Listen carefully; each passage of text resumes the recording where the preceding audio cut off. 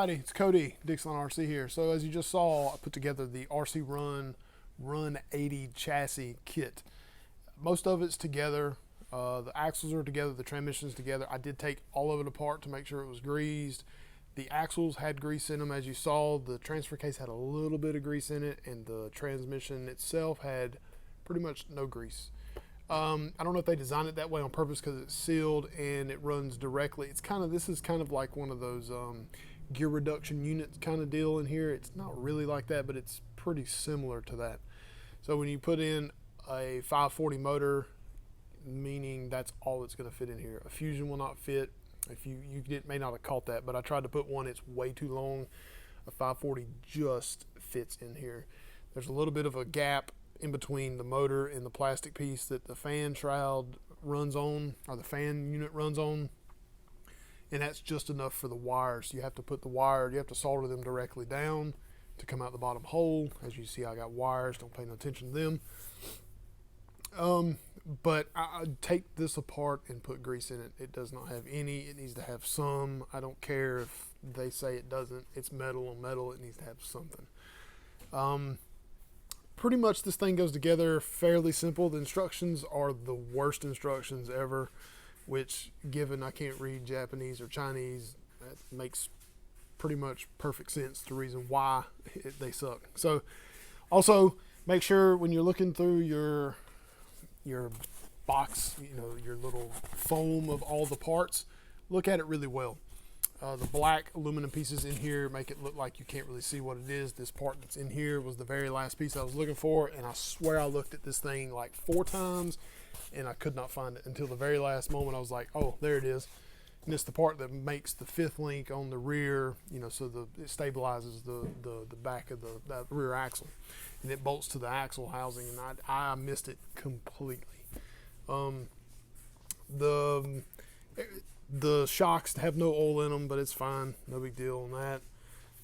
Drive shafts are the same normal metal drive shafts with a little clip with the little spring around them, so they're probably going to fail. There's not a lot of articulation room. There's not a lot of travel, which, given this truck's not really supposed to crawl with this chassis, It's just going to be a straight trail truck. I kind of understand the reason behind that, but I will say, besides the fact that there's not a whole lot of parts out there for these things, it's pretty well built, and if you don't drive like an idiot, I think you'll be okay. I don't think anything will break. Make your endpoints right. Don't get all the whole turning radius that you can get out of a 10.2 or a TRX4. I think you'll be fine. This is pretty much one of the top 3 scale chassis out there. I mean, build quality is probably not as great as others, so to speak. This thing has a fully boxed chassis rails instead of like a C-channel like most chassis you see. It has a C-channel, and then it also has another one inside of it, and they call that a box chassis. So it's a boxed in chassis, or square tube chassis, whatever you want to call it. It actually has a VIN plate in here. I don't know if they're all the same. They probably are. I'm sure they're not numbered because the box doesn't have a number on it anywhere or anything like that. I did not know that until I got into looking at it, and it's pretty cool. You get 2 stickers for the motor, turbo diesel, because that's what I think that's what actually come in this car overseas, not over here, of course. And then some sort of notice sticker. It does have an engine oil cap that snaps onto this little nut right here. Of course, you get your little intake rail. You've got a working fan motor setup that'll actually turn, but it does not turn with anything electrical, which sucks. I thought it did, but it does not.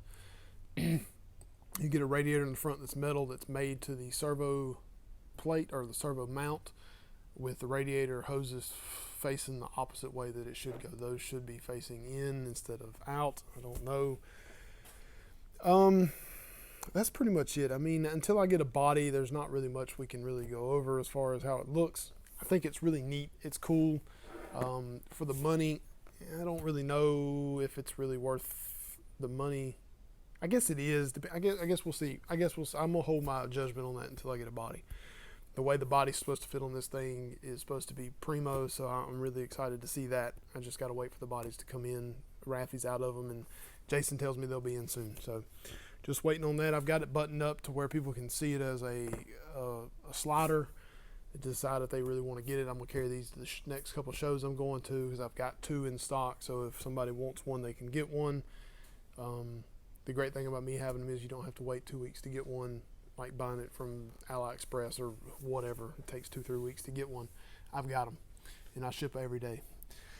I don't really know anything past that. I don't know what wheels and tires I'm going to go with. I still really don't know what my plan is with the body. I think I'm going to do an overland style build with, like a roof rack and a tent and awning, the whole deal.